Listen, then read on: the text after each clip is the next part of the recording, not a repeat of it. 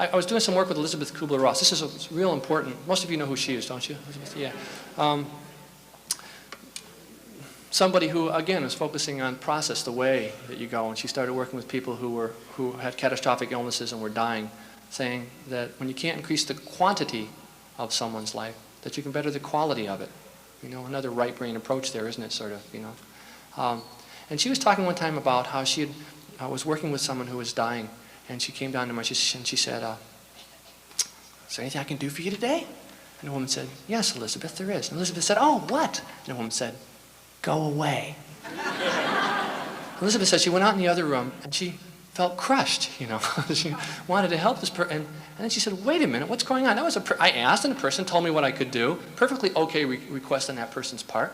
Why am I feeling so bad? She says, you know, when I have feelings like this little red flag goes up and it says, Elizabeth, you've got some unfinished business to take care of.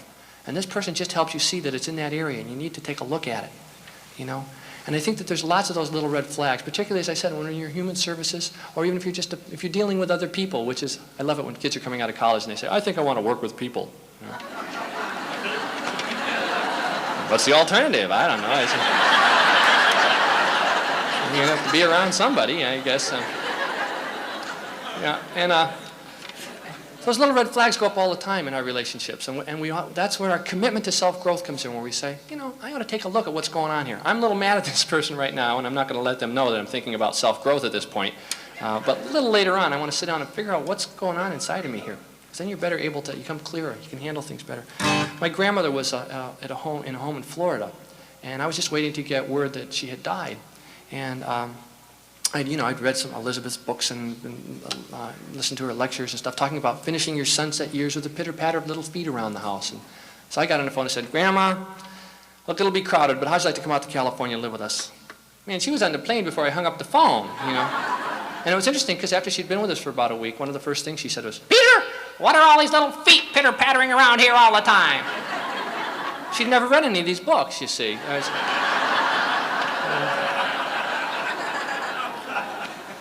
It was real difficult. It was one of the hardest things we ever did. She died about 5 years ago, and I'm real glad that we did it. And I wrote a song for her I'd like to share with you all. It's a phenomenon that's going on more and more in our country now. You know, our kids are getting older and getting out on their own.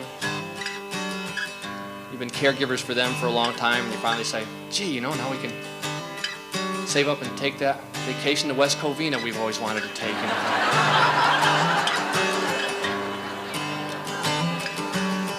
And then one of our parents or grandparents or someone becomes ill and we end up having to be caregivers for them again, too. You carried me home in your arms. You loved me so much. And you kept me from harm. You washed me and fed me. The years, how they flew. And now you need my help. And I'll care for you. There's a lifeline that ties me to you. Life rolls like a wheel through whatever we do.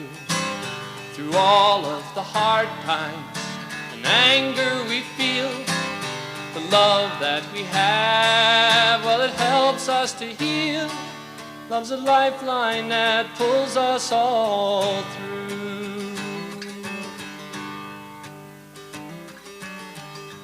Nowhere to go, and you don't like to lean at the old people's home. They're packed in like sardines so the baby can sleep in the crib one more year. Put the kids in together, there's room for you here. There's a lifeline that ties me to you.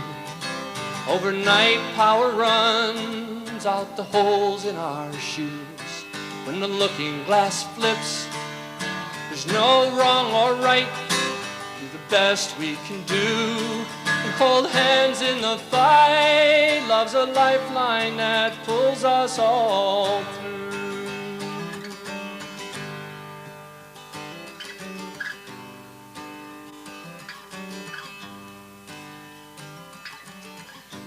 Most of the time now, clear as a bell, but the body you're using is not It's not working so well, and I know we get crazy when our patience is gone. Hey, ain't it amazing how we hold on to that lifeline that ties me to you. Overnight power runs out the holes in our shoes. When the looking glass flips, there's no wrong or right. We do the best we can do. We hold hands in the fight. Love's a lifeline that pulls us all through. Love's a lifeline